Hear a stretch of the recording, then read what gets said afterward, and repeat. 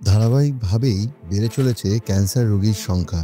Indian council of medical রিসার্চের তথ্য অনুযায়ী ভারতবর্ষে প্রতি বছর মোট প্রায় 20 লক্ষ মানুষ ক্যান্সারে আক্রান্ত হন এবং এর মধ্যে প্রায় অর্ধেক ক্যান্সারের জন্য মারা যান। মহিলাদের মধ্যে দেখা যাচ্ছে স্তন এবং জরায়ু মুখের ক্যান্সারের প্রবণতা সব থেকে বেশি। পুরুষদের মধ্যে মুখগহ্বর এবং মুখ এবং ফুসফুস, প্রস্টেট এবং খাদ্যনালীর ক্যান্সারের সংখ্যা বেশি মাত্রায় পাওয়া যায়। আর এই বিপুল সংখ্যক ক্যান্সার রোগীর মোকাবিলা করার জন্য ভারত সরকার সম্প্রতি সারা দেশে প্রায় 50,000 ন্যূনতম 4 শয্যা বিশিষ্ট ডে কেয়ার ক্যান্সার সেন্টার গড়ে তোলার ওপর বিশেষ জোর দিয়েছেন। আর এই প্রয়োজনীয়তার কথা মাথায় রেখে দুর্গাপুরের বুকে খুলে গেল Asian centre of oncology and haematology. দুর্গাপুরের মুচিপাড়ার মোড়ের ITI কলেজের বিপরীতে SBI ব্যাংকের পাশে এই সেন্টারে শুরু হয়ে গেছে বিভিন্ন ক্যান্সারের চিকিৎসা। এখানে একাধারে যেমন বিভিন্ন সলিড অর্গান ক্যান্সারের চিকিৎসা চলছে, তেমনি রক্তের বিভিন্ন ক্যান্সার যেমন লিউকেমিয়া, মাল্টিপল মায়োলোমা, লিম্ফোমা এবং অন্যান্য রক্তের সমস্যার চিকিৎসা। এই সেন্টারে রয়েছে